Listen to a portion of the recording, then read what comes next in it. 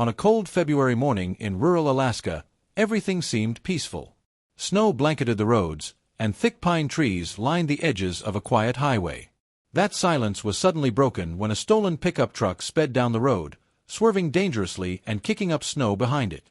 The vehicle had been taken from a small gas station just before sunrise. Oddly, nothing inside the store had been touched, only the truck was missing. Troopers were alerted, but they didn't expect what came next.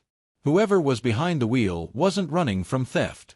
He was heading somewhere, fast, reckless, and fully prepared. As troopers reviewed footage and alerts, a familiar face appeared, Gavin Hurst. Locals knew him as a loner who often vanished into the woods for days, even weeks. He had a sealed juvenile record and a growing reputation for erratic behavior. Just last month, he lost his job at a remote construction site, and days later, he was evicted from a rundown trailer after neighbors complained about strange noises. He disappeared shortly after. Now, with the stolen truck linked to his movements, troopers began connecting the dots. Gavin wasn't just escaping, he was moving with purpose, and something darker seemed to be unfolding. A trooper finally spotted the stolen truck near a frozen lake, its engine idling quietly as if waiting. As officers approached, the engine roared to life and the vehicle tore off into the wilderness. The chase was on. Gavin knew the terrain well, twisting trails, frozen riverbeds, shortcuts through thick forest. Then, without warning, a rifle shot rang out. A bullet slammed into a cruiser's windshield, narrowly missing the driver. More shots followed, forcing the troopers to back off. The situation had escalated. This wasn't just theft anymore. Gavin was armed, hostile, and willing to shoot to avoid capture at all costs. After firing on the troopers, Gavin ditched the truck near a rocky cliffside and vanished into the dense Alaskan wilderness. Officers found fresh footprints leading away from the vehicle, winding through thick trees toward an old, abandoned mining outpost. Inside, there were signs of recent use: charred firewood, opened cans, and fresh tracks heading deeper into the woods. Search teams combed the area for days with thermal drones and trained dogs, but found nothing. It was as if Gavin had melted into the forest. Many believed he had succumbed to the brutal cold. But then, days later, a motion-activated wildlife camera captured a chilling image.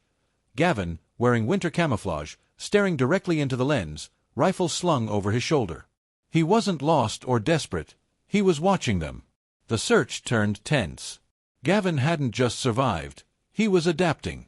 It became clear he had planned this escape in advance, and he wasn't done running yet. A week after Gavin vanished into the forest, a hunter radioed in a chilling report.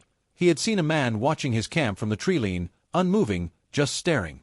Troopers moved fast, sealing off a 5-mile stretch of wilderness using snowmobiles, drones, and tactical teams. They knew Gavin was close. The operation was quiet, tense, and cold. Hours passed. Then, a single shot rang out from a ridge. One trooper dropped, hit in the leg, but his vest absorbed the worst. The team scrambled for cover as Gavin fired again, using the high ground to pin them down. He moved like a ghost between trees, firing and retreating with precision. Then, without warning, he broke from the ridge and sprinted downhill, trying to slip through a weak spot in the perimeter. But officers were waiting. He tripped over jagged rocks and was quickly tackled and subdued. His backpack contained maps, ration packs, and a detailed escape plan: routes, shelters, supply caches. Gavin had turned the forest into his battlefield. As the helicopter lifted him out, cuffed and bloodied, the troopers knew this wasn't just a fugitive. They had captured a man who had planned to disappear from society and nearly succeeded in vanishing without a trace.